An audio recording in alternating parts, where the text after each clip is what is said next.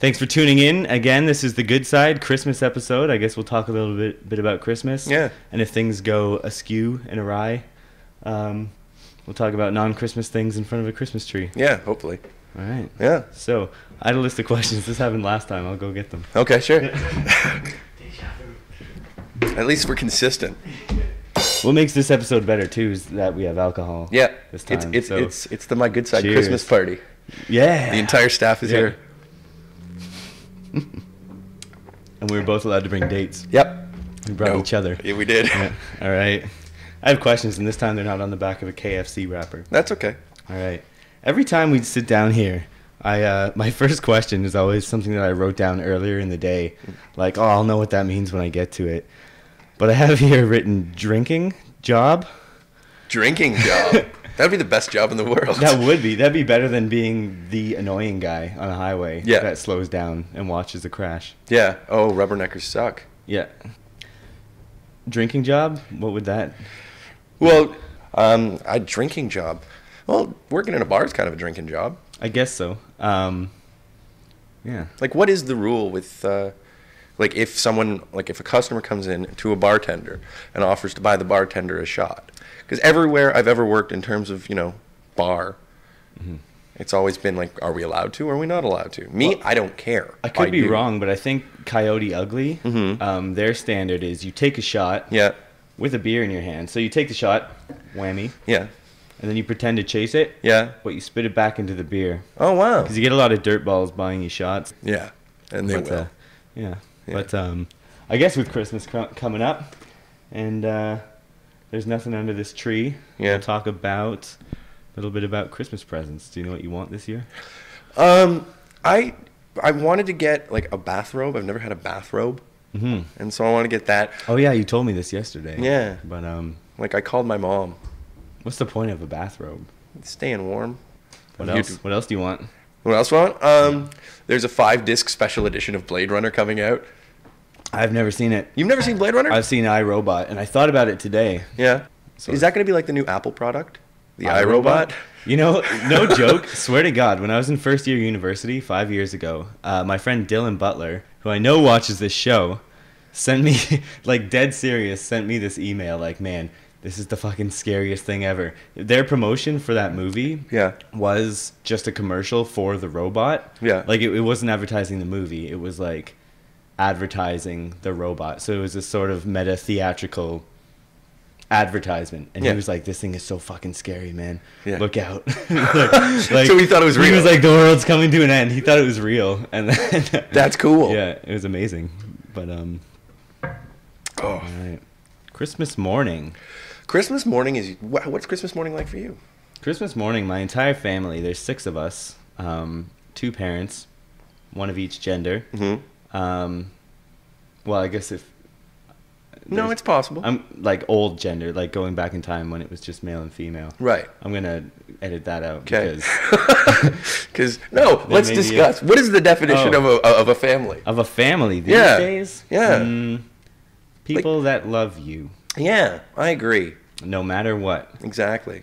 And if you were to go on a date with a movie star, you lied to him and said you were older, he took you out on a date and brought you to a motel, and you called somebody and they picked you up, even though you did something terribly wrong, that's family. That is family, yeah. That's also an episode of Degrassi Junior High. Is it? Yeah.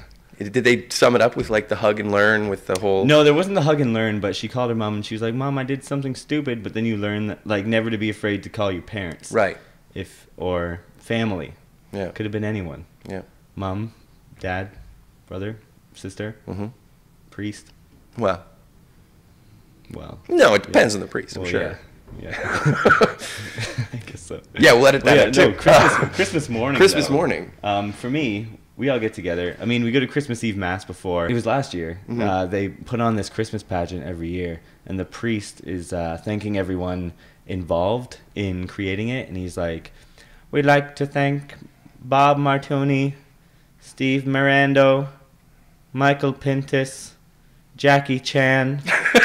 So he says Jackie Chan, and my entire family's just sitting there in our, like, dressed to the nines, ready for Christmas dinner. And we're just sitting. He's like, Jackie Chan, and you just hear my brother like. And it's just like, oh my god. Like, the Hunts finally show up for Christmas Mass. Like, finally show up for Mass every Christmas Eve. Yeah.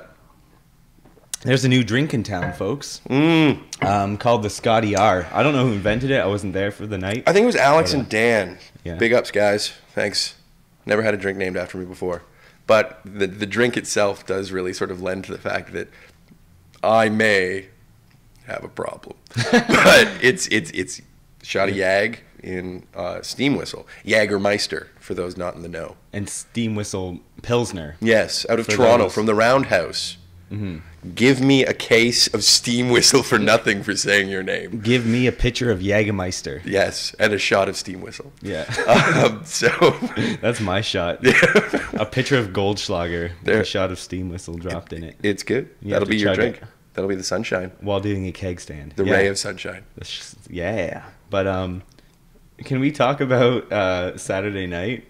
Oh, did I piss you off? No, you didn't piss me off. I thought it was funny because I didn't deal with it. Yeah. But we can totally can talk we tell about the story? I think we should tell the story. Okay, so this waste of skin strolls in after we close the bar or wherever we look or wherever we work. Sorry. Yes. We're gonna bleep out where we work. Yeah. But so this waste of skin strolls in like, it's my birthday, I'm hammered, and she has a crown. Like, she was just, buy me a shot. Buy me something tasty. It's my birthday. Hey, you sugar. Yeah. Take a picture of myself. But and look at it. Yeah. But anyway, she strolls in after we close, and we're not going to be dicks. So we're like, stick around. We're going to call you a cab. So I'm working. Scott has the night off. And when people have the night off, they tend to consume alcohol. I do it. You do it. Your parents have done it. Your parents have done it. And that's how you were born. Shake, Sonora. But, oh, Harry Belafonte would be proud. Yeah.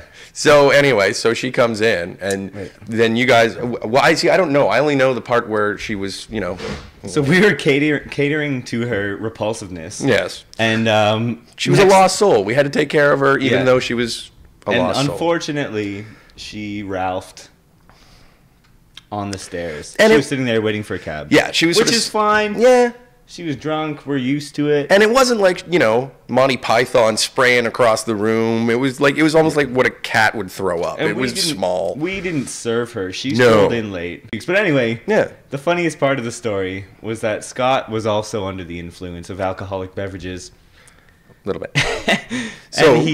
So rather than using a mop or running away and making somebody else do it, he tried to help. He tried to help, grabbed a broom and a dustpan, and swept the vomit into the dustpan. And then quietly tucked it away so no one would know until like 3 days later when the smell would waft into the home. Yeah. And then the quote of the night was, Scott, think long term.